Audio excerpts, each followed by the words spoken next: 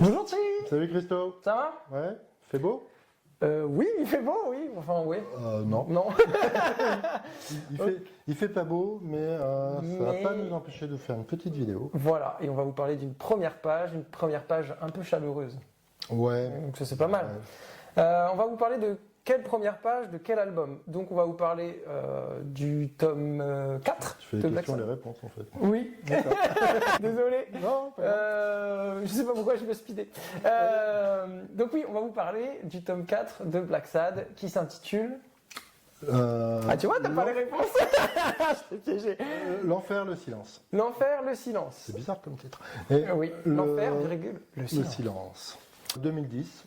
Oui, année de publication, donc c'est sorti en 2010, c'est 56 pages et c'est un classique Black Sad, c'est un détective privé qui va être engagé pour chercher un jazzman plutôt connu et qui a disparu de manière mystérieuse. Il faut savoir que Black Sad, c'est souvent son boulot, c'est de retrouver des personnes disparues. C'est un détective privé. Ouais. Voilà. Les auteurs, c'est Diaz Canales et Guarnido. Prénom de Guarnido? Il a un prénom? Guarnido, il a un prénom, je sais pas, tiens, figure-toi, Guarnido, je sais pas. Moi, c'est juste son nom de. Ah, Juanjo Guarnido. Bref, donc on va essayer de pas trop abîmer son Oui, nom désolé. et prénom. Je te propose de passer à cette première page. Ouais, première page, 4 bandes, Oui. pas de dialogue, Oui, page muette. totalement. Et on est sur un zoom qui, entre les cases, va augmenter au fur et à mesure. Et c'est assez étonnant d'ailleurs parce que dès la première case, on est déjà sur un plan assez serré. Ouais.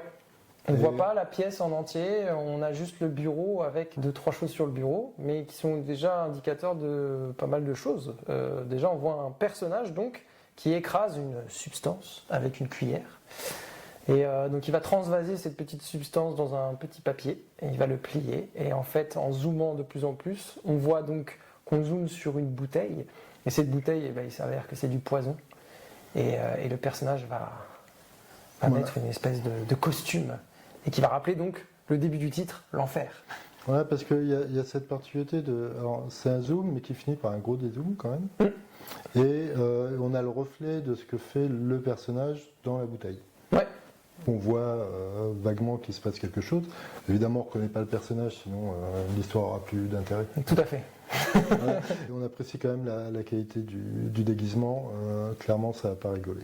Et en plus, on a donc sur ce dézoom, ou plutôt un zoom vraiment de la bouteille, ça c'est à vous de voir, on a vraiment une vue en contre-plongée, ce qui donne vraiment un rapport de force avec ce personnage-là qui est un déguisé, et donc on sent que c'est une menace à venir très grande.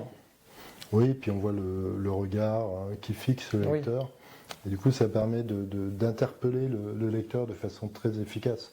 Au final, cet œil qui pointe vers le lecteur. Et qui nous invite à tourner la page pour savoir la suite. Voilà, qui va mourir. Et voilà, est-ce que tu as d'autres...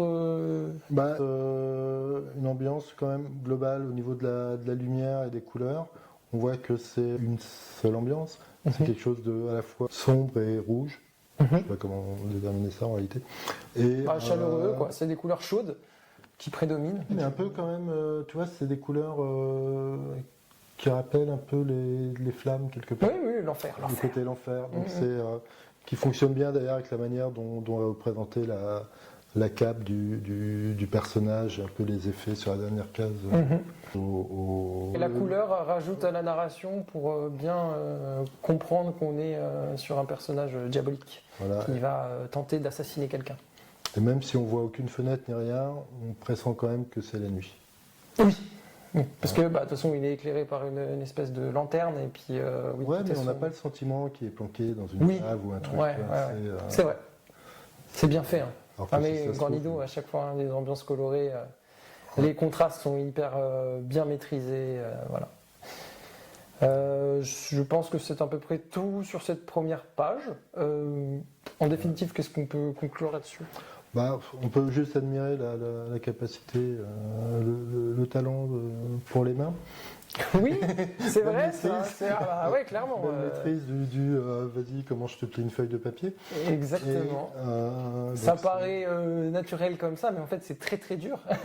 voilà, le mouvement, l'appui pour écraser les trucs dans la première, les cacher éventuellement dans la première case. Puis finalement, pour vous dire que quand on vous dit c'est classique de commencer par un plan d'ensemble, pas forcément. Hein, on peut commencer pas du tout comme par un plan d'ensemble, qu'on a un zoom continuel où on voit pas toute la pièce, c'est pas grave, ça marche très bien aussi. Voilà, et surtout encore cette efficacité où dès la première page, le lecteur est interpellé et il se passe tout de suite quelque chose. Et, on pourrait parler de tous les albums de Black Sabbath et peut-être qu'on en parlera de tous les albums parce qu'à chaque fois les intros marquent à chaque fois et elles sont différentes. Voilà, mais en tout cas ça fonctionne bien, ça permet d'accrocher le lecteur dès la première case. Et voilà, donc c'est vraiment des petits boosts d'entrée de jeu. Et ensuite on verra ce qui se passe. Exactement. Voilà. Je pense qu'on a à peu près fini sur cette première page. Comme d'habitude, n'hésitez pas à commenter si vous voulez qu'on parle de la première page d'une de BD que vous aimez. N'hésitez pas à activer la cloche et liker la vidéo pour avoir les prochaines notifications des prochaines premières pages. Voilà. Ouais. Sur ce, salut.